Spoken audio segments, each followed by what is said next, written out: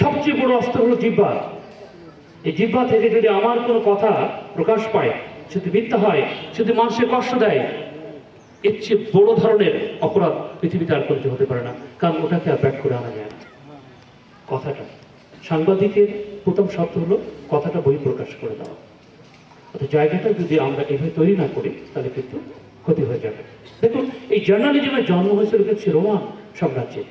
Roman কত বছর আগে, শত শত বছর আগে কিন্তু এর জন্ম হয়েছিল জার্নালিজম। ধারাবাহিকভাবে 15th সেঞ্চুরি আসছে, 16 আসছে, 17 আসছে, 19 আসছে, 20th সেঞ্চুরি, 21st সেঞ্চুরি। আপনারা যারা জার্নালিজম করছেন, এখন জার্নালিজম কিন্তু এআই দ্বারা নিয়ন্ত্রিত। এখন জার্নালিজম ডেটা সার্কুলেশনের সঙ্গে জড়িত, ডেটা স্কারসিটির সঙ্গে জড়িত, ডেটা ফর্মুলেশনের উপরে জড়িত। এই যে টেকনিক্যাল বিষয়গুলো আছে, এখন আপনি কিন্তু 5th জেনারেশন চলে যাচ্ছেন।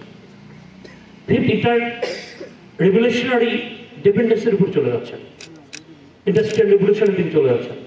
আপনার আদিকালের ওই যে লিখিত বিষয়গুলো এখন আর কিন্তু প্রাধান্য পাবে না। এখন মানুষকে মুহূর্তের মধ্যে আপনাকে সত্যতাটা দিতে হবে। স্মার্ট কথাটা, স্মার্ট অর্থ কি? স্মার্টের বাংলা অর্থ হলো বাবু। বাবুর অর্থ কি? বাবুর অর্থ হলো যে কোনো ঘটনা ঘটলে যথাদ্রুত সঠিক সময়ে সঠিক সিদ্ধান্তটা জানিয়ে দেওয়ার নাম বাবু। কথা বোঝা গেল?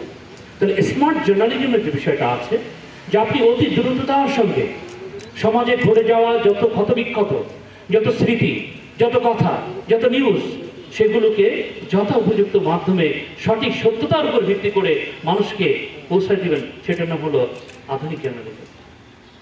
দেখুন, আপনার বয়স হয়েছে, পৃথিবী আগাচ্ছে, আমরা 3rd জেনারেশন আছি, তার 5th জেনারেশন আছে। If he wants to the communications to the 3rd to the 5th generations, the old generation is missing right now. What should he do? You have to make it in such a way to make it in the revolutionary works, to make the connections with the 3rd to the 5th. So you have to work first. He has to work করতে হবে, চিন্তা করতে হবে। পৃথিবীর মানুষ যেভাবে চিন্তা করে সেই চিন্তাতে আপনাকে যেতে হবে। If he wants to be the develop, আপনি যদি উন্নত হতে চান, উন্নত কাকে বলে? আজকে যা করলাম তা থেকে সামান্যতম এগিয়ে যাওয়ার নাম হলো না। আপনি সেটা চান কিনা? অফকোর্স চান। যদি সেরকম জায়গায় থেকে থাকেন, এই জার্নালিজম বিষয়গুলো কিন্তু আপনাকে খেয়াল করতে হবে। অর্থাৎ আপনি কোনো খবরগুলোকে প্রকাশ করতে যাবেন না যতক্ষণ পর্যন্ত না আপনি ক্রসিংয়ে গেছেন। ক্রস করে নেন, জেনে নেন।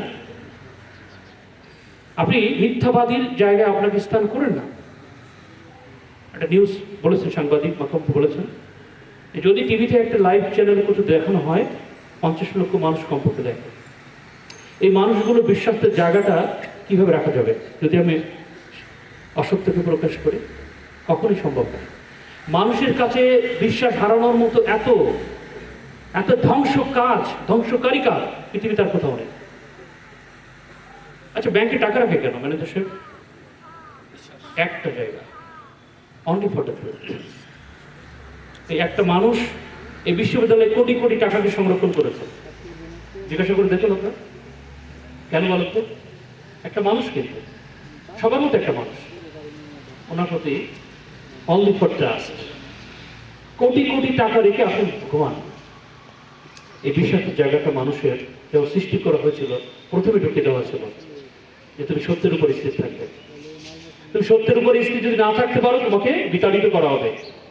আমরা বিতাড়িত হয়ে আসছি, যার কাছ থেকে শয়তানের জন্ম হয়েছে, মিথ্যার উপরে ভিত্তি করে।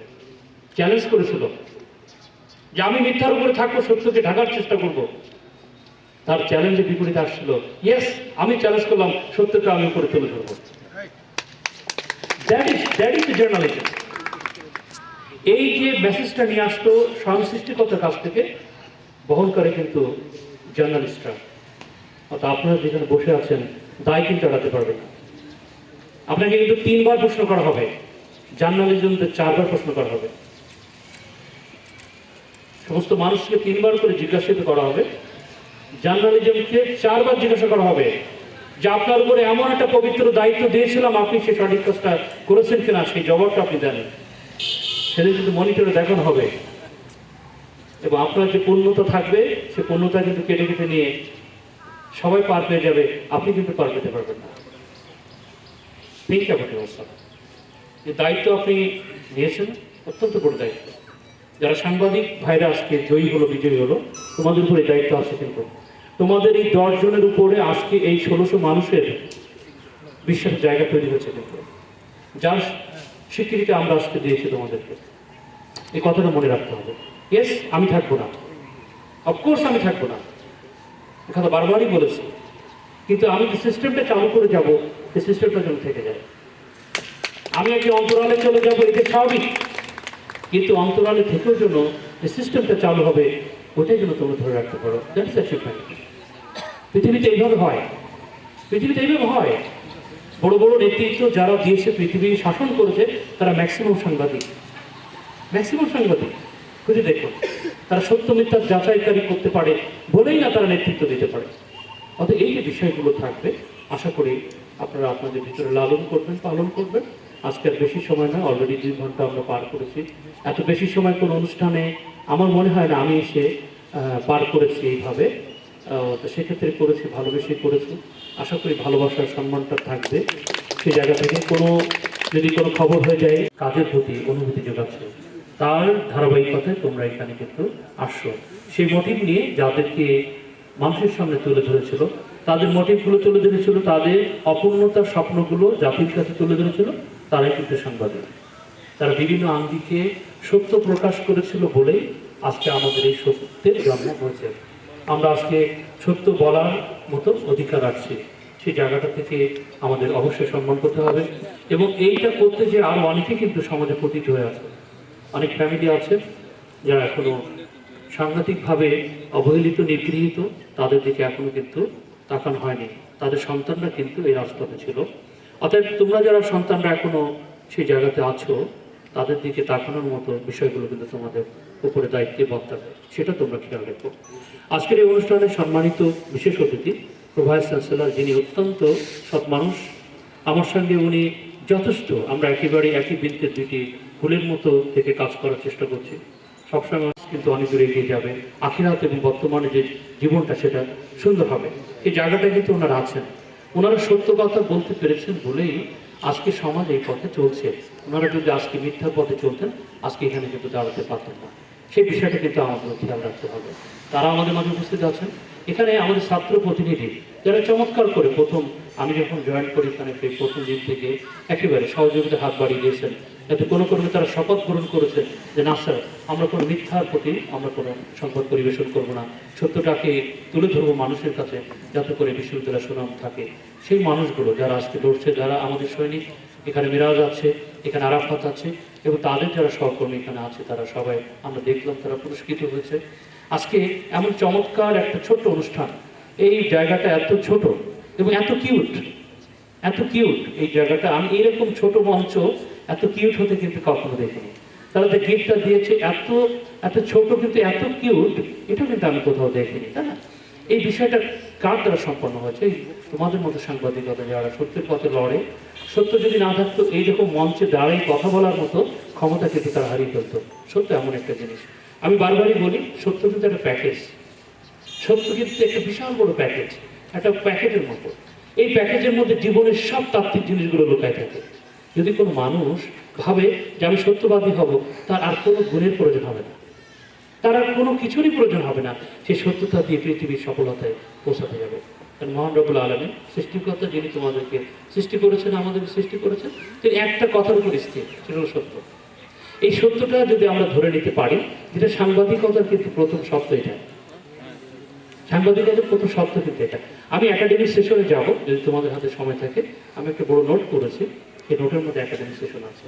তার আগে আমি কিন্তু মোটিভেশন দিতে চাই না। আমি বলতে চাই যে এই সত্যতার উপরে যদি ভর করে কেউ দাঁড়িয়ে থাকে, তাহলে কিন্তু এই সাংবাদিকদেরও যেমন প্রেশার থাকে না, আমাদের মতো যারা সমাজে চলি, নেতৃত্ব স্থানীয়, তাদের মধ্যে ভয়ের কোনো কারণ হয় না। ভয় কখন আসবে? যখন আমি অসত্যের পথে চলে যাব। আমি যখন পথ থেকে, ট্রাক থেকে বাইরে চলে যাব, ঠিক এরকম জায়গায় কিন্তু ভয়ের কারণ আছে, যেখানে সাংবাদিকরা খুঁজে বের করে, তাই না? অর্থাৎ সাংবাদিক যে বন্ধু হতে পারে এটা ওনারা স্বীকার করেছেন, হ্যাঁ ওনারা তো বন্ধু, ওনারা তো সমাজের একটা অংশ, আমরা একটা অংশ। এই সমাজের যে সিম্বায়োটিক রিলেশনস, যেটাকে মিথস্ক্রিয়তা বলা হয়, এই একে অপরের প্রতি সমন্বিতা, যে ভাই আপনার ত্রুটি হয়েছে, সেই ত্রুটিগুলোকে আমি সংশোধন করার চেষ্টা করছি মাত্র। সাংবাদিকতাকে কেটে হয় কারো তো ত্রুটি দেখলে তাকে সংশোধন করার চেষ্টা করা হতো না, বেশ কয়েকবার চেষ্টা করে যদি তার ত্রুটিটা সে সংশোধন না করতে পারে তাহলে সেটা পাবলিক করা। আমরা কখনোই মানুষের ত্রুটিটা না জেনে কখনো সরাসরি পাবলিক করে ফেলবো না। এটা কিন্তু ওই যে ইউরো জার্নালিজমের একটা সবচেয়ে বড় কম্পোনেন্টস কিন্তু, যে আমরা সত্যতা না জেনে যদি খবরটা প্রকাশ করে ফেলি।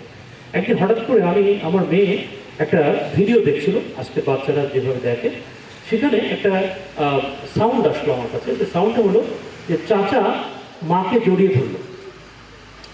তো শুনে না আমার খুব খারাপ লাগলো, আরে কী ব্যাপার, আমার বাচ্চা এমন একটা ভিডিও চিত্র দেখে যেখানে বলা আছে চাচা মাকে জড়িয়ে ধরলো, এটা কি হয় নাকি? চাচা মাকে জড়িয়ে ধরতে পারে নাকি? পারে না। আমার কানে খুব খটকা লাগলো, আমি দেখলাম যে মামনি দেখি তুমি কী দেখছো? তো তখন দেখলাম যে আসলে চাচা হলো একটা ছোট্ট বাচ্চার নাম, মানে তার নিজের বাচ্চা, মা নিজের বাচ্চাকে জড়িয়ে ধরলো। এই কথার অর্থ কী? অর্থটা হলো, যদি আমি এই খবরটা প্রকাশ করতাম চাচা মাকে জড়িয়ে ধর, এটা কেমন হতো? যদি না আমি একটুখানি একবারে দেখতাম যে চাচাটা ছিল কিন্তু একদম নিষ্পাপ নিষ্কলুষ একটা বালক। অর্থাৎ জার্নালিজমের এই বিষয়টা কিন্তু দেখুন, কোরআন শরীফের একটা আয়াত আছে যে তোমরা মহাকাশ ভ্রমণ করতে পারো না। কি বলেছে? তোমরা মহাকাশ ভ্রমণ করতে পারো না। আচ্ছা, এইটুকু নিয়ে যদি এটাকে ইউজ করে তাহলে কি হবে?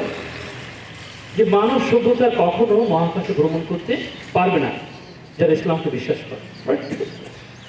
কিন্তু পরবর্তীতে বলা আছে কিন্তু পারবে যদি তার হাতে সুলতান থাকে, কিন্তু পারবে তার হাতে যদি যানবাহন থাকে, কিন্তু পারবে তার হাতে এমন কিছু থাকবে যে মহাকাশে উঠতে পারবে। দেখো সত্যতাটা কোথায়। অতএব কখনো জার্নালিজমের যে বিষয়টা হলো যে অর্ধেক যে আবার অর্ধেকটাকে আমি নিজের মতো করে ভেবে প্রকাশ করা, এই জায়গাটা জার্নালিজমের সঙ্গে কিন্তু সাংঘাতিক পরিমাণ সংঘাত আছে না? মাকাম আছেন তো? সেই ক্ষেত্রে এই বিষয়টা খেয়াল করতে হবে। অর্থাৎ আমার কমপ্লিটনেসটা আসতে হবে, তখন কিন্তু সাংবাদিকতা। দেখুন, সাংবাদিকতা, journalism stands for the 5 dimensions. How much? The 5 dimensions. TIFA. TIFA. Number 1, truth. Okay? Number 1, truth. Number 2, independence. T. Objective fairness.